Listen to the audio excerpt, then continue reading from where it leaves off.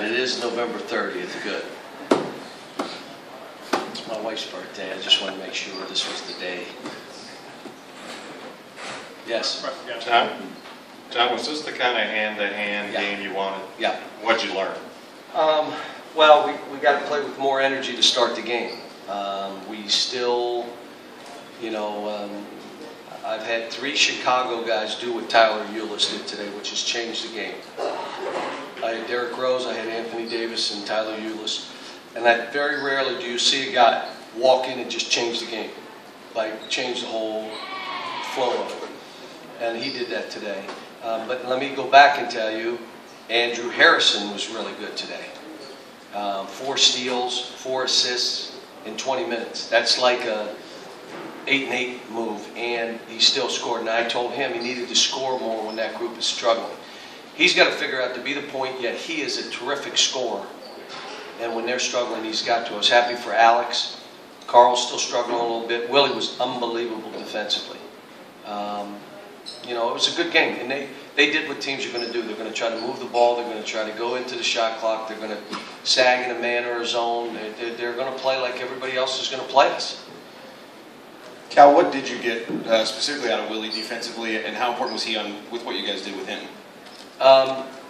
Well, Hinton's averaging 25 a game, and it's hard when you're a 7-footer with feet like that to really get shots off. The basket he had, Trey put his hands down, and he lulled him and shot a 3, which we had talked about for 2 days. That's the move he has. That's when he gets his 3, make him put it on the floor. But I'll say this, he'll average 25 this year. Their team is going to be fine. They're still, they're beat up a little bit, not real healthy, but they're going to be fine. And like I said, I was happy we were up at half, and I told our team this is what we need, and we got another one coming up Friday. Another team that's going to come in here undefeated and top 10. They're beasts. They're inside. Game is awesome in Texas, so this is all good. These kind of games are good for us. Willie also was good in the post today, which gives you the added dimension. Now he's guarding one of their best players, and he's able to go on offense and score. It was a tough matchup for them because the guy guarding him was going to be about 6'6", 6'7", and he's about 7'1". So, Cal, as much as you guys had started to lock down defensively, they had the ball down 6. They're going to the rim to cut it to 4 with 10 minutes to go, and Alex rises up and blocks and has a little stretch there. Alex had a block. He had a rebound. And he's still finding his way. This isn't easy for these guys. But I will tell you this, they don't have time to say, well, it takes me 5 minutes to get going. You just don't have time for that. You got to come in and get after it. And I think Trey struggled today a little bit, but he'll be fine. Trey was great in practice yesterday, so that's why I was surprised. But again, there was a loose ball he could have gotten. There was 2 rebounds he could have gotten. There was another block he could have gotten.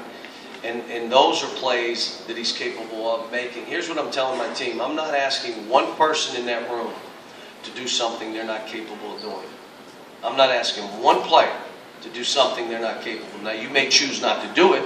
You may not want to do it. You may give up before you get to that point. But I'm not going to ask you to do something you can't do. John, you mentioned again that this kind of a game is good for you guys. Why? Because it's how everybody's going to play us, and we got to see where we are when the game's tight, who can make shots, who's making plays when the game is on the other team. There's no one going to surrender, and especially in the first half of games, they're coming at us. They're playing here, or even at home, and it's a highly ranked team, and it's Kentucky. They're not giving up, and we got to see what we can do and how we're going to have to play. And I told them today, I made some substitutions, which I will make. One guy wasn't playing well enough, you're out, you lose a few minutes, be back and be ready next game. I went to the small lineup at one point. I shuffled Andrew and Tyler in because of foul trouble. Offense to defense, which we can do easily.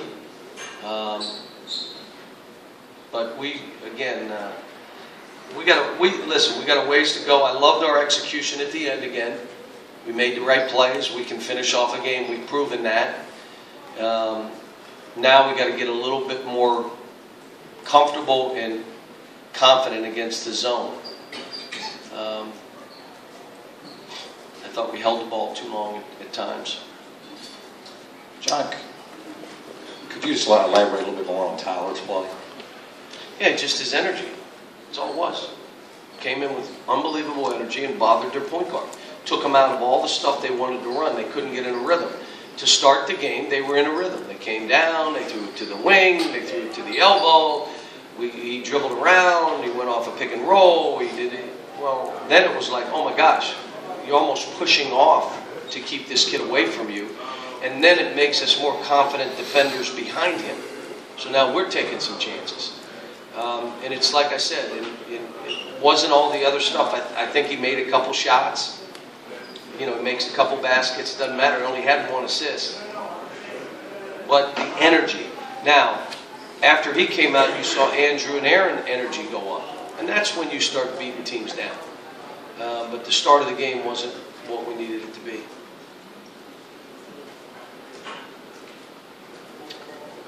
Yes? That's it? Cal, can you talk about how this platoon system wears out the opponent, especially in the second I don't half? know if it does. All I know is we're trying to keep energy on. As the season goes on, there are going to be teams that will play 8 or 9, 7 guys that can take this. I just want to see us do what we're supposed to do and play with high energy and share the ball. Again, we had 13 assists, only 7 turnovers. You know, didn't shoot a whole lot of threes. I thought Devin passed up a couple threes. But, you know, we are what we are right now. Aaron Harrison has 4 assists and 6 points, you know. But he missed a couple baskets he usually will make, but he's getting better. Cal, what do you want to see when you talk about being comfortable and confident in his zone? When you're watching out there, what do you want to see? You're not putting the ball above your head. See, the minute you put the ball above your head, the zone sags. You have to be an aggressive player, catching it on the perimeter like you're going to make a play and then make a pass. That means you've got to be willing to make plays. You can't just say, I'm giving it up and let somebody else do it. Right now with Alex and Trey, we're trying to get both of those guys to get a shot before they catch the ball. In other words, you know where you're going before you catch this. Not catch it and then try to make a play. They're not as effective that way. John, when the other team is trying to grind it down, slow it down, is there anything you can do to impose your will and say, no, we're going to force this tempo?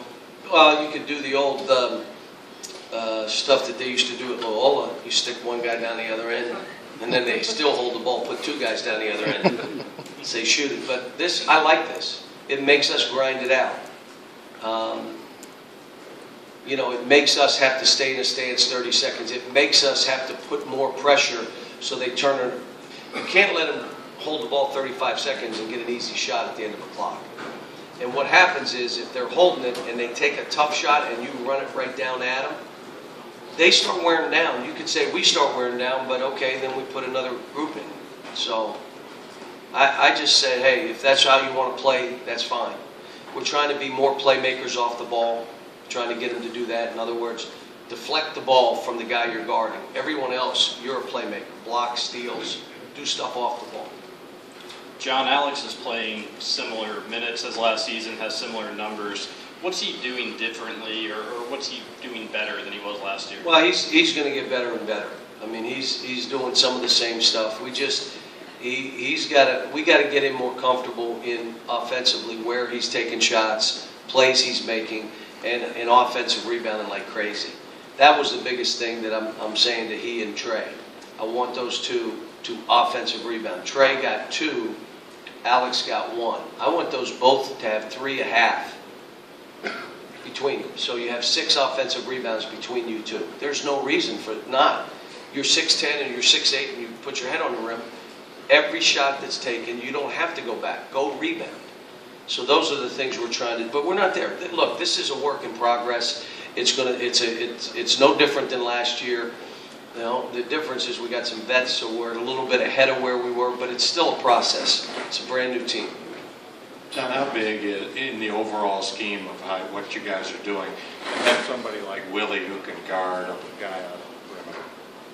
Willie was good today. I mean, he took on the challenge. And again, you have to talk to him about it, but I was proud of him. And I still think he should be a double-figure scorer. He's a good enough shooter, can make free throws.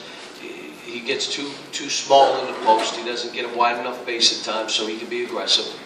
We got to get Carl to stop fading away. They will never call a foul on a fadeaway. Stop fading away. He's missed 10 one-footers now. And he looks around like, they hit me. They ain't calling you fade away, they're not bailing you out. So we got work to do with him. Dakari was better later in the game early. He struggled. Basically, they outfought Dakari early in the game. As the game went on, he started outfighting them, and he played better. Last question. What's the situation currently with Todd Lantern and Sam Malone? They're fine. They're with our team. Thanks, guys.